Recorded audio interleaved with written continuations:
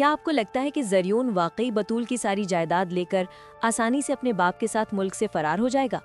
अगर आप ऐसा सोच रहे हैं तो शायद आप अभी तक इस कहानी का असली खेल समझ ही नहीं पाए, क्योंकि जो कुछ सामने नजर आ रहा है असल कहानी उससे बिल्कुल मुख्तलिफ है। अरमान जो इतनी देर से खामोश बैठा है वो किसी भी एंगल से कमजोर या बेवकूफ नहीं है। उसकी खामोशी दरअसल एक प्लानिंग है, एक ऐसा जाल जो धीरे धीरे ज़रियून के गिर्द बुन चुका है। ज़रियून इस वक्त अपनी जीत कर जश्न मना रहा है। उसे लग रहा है कि उसने बतूल को मैनिपुलेट करके सिर्फ जायदाद ही नहीं हासिल की, बल्कि पूरा गेम जीत लिया है। फ्लाइट्स बुक हो रही हैं, एग्जिट प्लान रेडी है और हर चीज़ उसके कंट्रोल में नजर आ रही है। लेकिन यहाँ कहानी एक डेंजरस मोड़ लेती है। अरमान ने पहले ही एक ऐसा लीगल ट्रैप सेट कर दिया है जो ज़रियून को उसकी मंजिल तक पहुँचने ही नहीं देगा।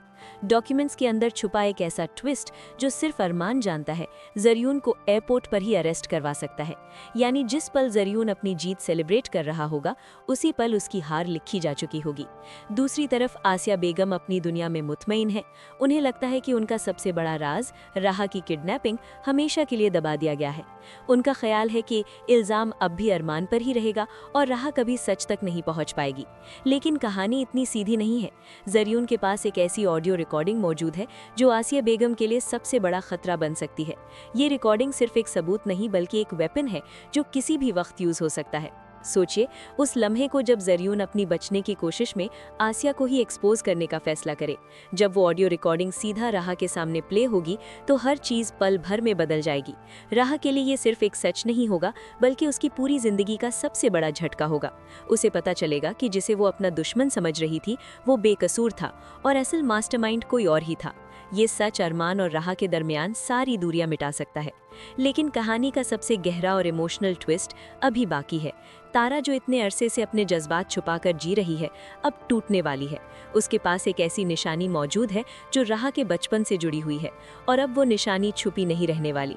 जब ये चीज़ राह के हाथ लगेगी और वो तारा का सामना करेगी तो जज्बात का एक तूफान उठेगा। आंसुओं के दरमियान एक ऐसा सच सामने आएगा जो सब कुछ बदल देगा। तारा ही राह की असली माँ है।